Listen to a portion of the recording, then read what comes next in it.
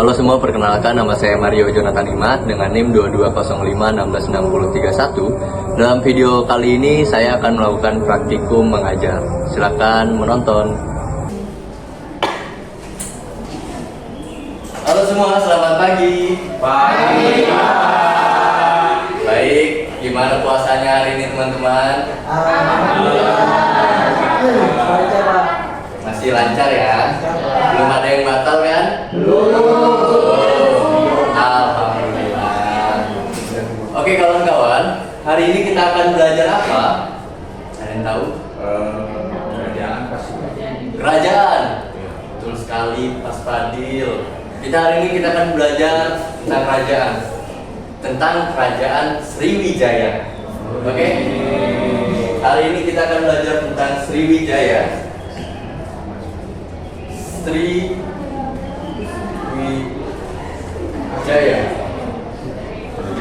Sriwijaya itu diambil dalam bahasa Sanskerta. Dalam bahasa Sanskerta itu artinya Sri adalah cahaya atau bercahaya, dan Wijaya adalah kemenangan atau kejayaan. Oke? Oh ya, perlu diingat teman-teman, sedikit reminder. Ini akan ada penjelasan dan di akhir nanti bakal ada kuis. Oke, jadi mohon disimak baik-baik. Oke, kita lanjut. Sriwijaya pertama kali ditemukan di badan penelitian George Brades. Ditemukan dia adalah seorang pria kelahiran Prancis. Ditemukan pada 1920 dan diterbitkan pada artikel surat kabar berbahasa Indonesia dan Belanda. Di sana terdapat tulisan bahwa Sriwijaya ini telah ditemukan sejak abad ke-7. Abad ke-7. Oke, kita ngomong-ngomong Sriwijaya, ada yang tahu nggak ibu kota Sriwijaya itu di mana? Ada yang berani mencoba? Ada yang berani? Palembang. Siapa? Palembang.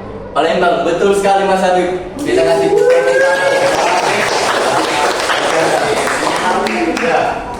Palembang. Walaupun masih banyak perdebatan tentang hal ini, namun para ahli banyak yang menyebutkan bahwa Palembang. Namun ada beberapa versi yang mengatakan ada Jambi, Lampung, dan sebagainya. Gitu. Oke, untuk Sriwijaya sendiri, agamanya apa di kerajaan ini? Kira-kira ada yang tahu? Buddha, betul sekali Cici. Buddha. Pada saat itu di Sriwijaya ini menjadi pusat perguruan atau pusat sekolah tinggi seperti perkuliahan tapi khusus agama Buddha gitu. Jadi banyak sekali orang-orang dulu datang ke Sriwijaya untuk menimba ilmu. Begitu. Oke. Sriwijaya pastinya terkenal juga dengan maritimnya. Dia dijuluki sebagai kerajaan maritim yang terbesar di Indonesia salah satunya. Dalam perdagangan, dia itu mengontrol Selat Malaka, yang mana itu sangat dekat sekali dengan Asia Tenggara. Selat Malaka itu menjadi penghubung di Asia Tenggara. Setelah Selat Malaka, dia juga mengontrol perdagangan antara Cina dan juga India.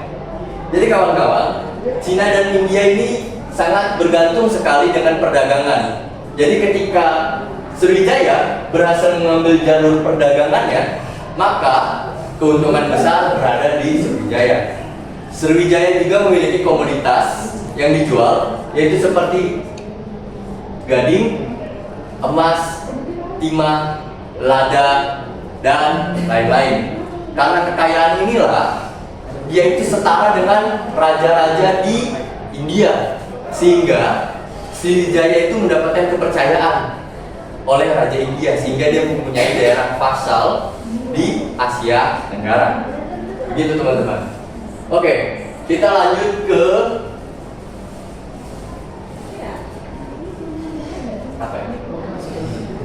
bercanda. Oke, kita lanjut ke masa kejayaan. Masa kejayaan, Sriwijaya sendiri memiliki masa kejayaan yang dimana itu pada saat itu pengaruh mereka itu sampai ke Kamboja dan Thailand. Ada salah satu peninggalan bernama pagoda apa gitu saya lupa. Pokoknya dia ada di Chitanai, Thailand. Jadi itu pagodanya bercorak Sriwijaya, begitu teman-teman. Jadi pada saat itu nama rajanya adalah Bala Putra Dewa. Itu adalah raja kelima dari Sriwijaya. Jadi dia memiliki masa puncak di sana. Oh iya, satu hal yang terlupa adalah pendiri dari Sriwijaya ini. Sriwijaya ini memiliki pendiri yang bernama Sri Jaya Rasa.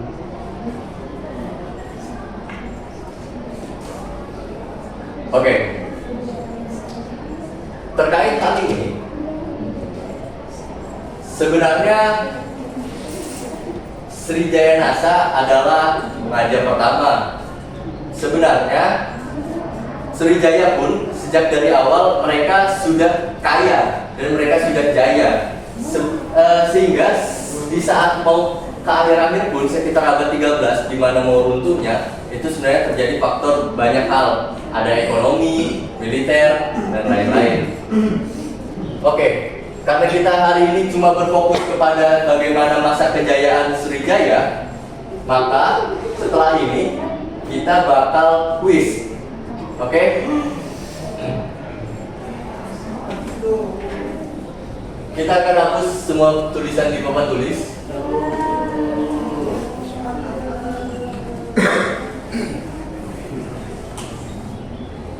Oke.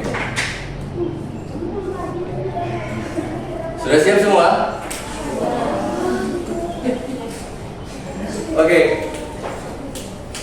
Untuk pertanyaan pertama, oh ya saya lupa, ini bagi yang menjawab akan dapat buku di akhir semester nanti ya. Oke? Betulan. Oke.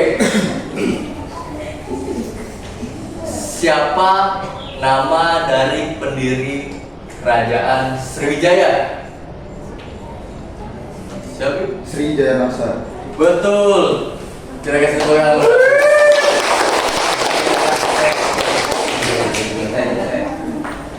Oke. Kedua, apa yang membuat faktor-faktor yang membuat Sriwijaya memiliki posisi yang strategis dalam perdagangan internasional? Silakan, Oke. Kalau nggak salah itu dia tuh ada di tengah-tengah jalur perdagangan Cina dan India. Lalu yang kedua itu kalau nggak salah juga dekat dengan Selat Melaka, karena Selat Melaka ini sudah kuat nadi dari berhubungannya Asia Tenggara gitu. Nah terus yang jelas dari dukungan raja-raja atau pemerintahan yang cakap dan bijaksana. Betul, sangat teliti sekali dari Nopek. Kita berikan tepuk tangan. Luar biasa. Oke, dan ini adalah pertanyaan terakhir.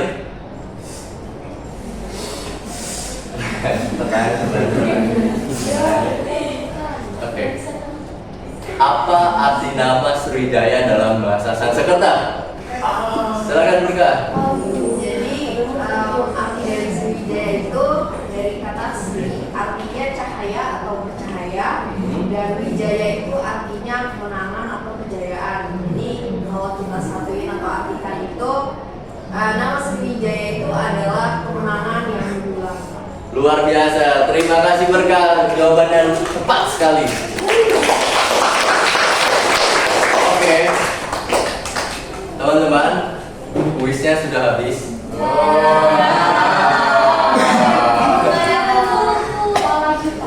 Ya. Waktunya juga sudah mau habis. Jadi kita mau akhiri pelajaran ini. Terima kasih telah memberikan perhatian ya. Terima kasih telah mendengar dan juga fokus dalam pembelajaran ini.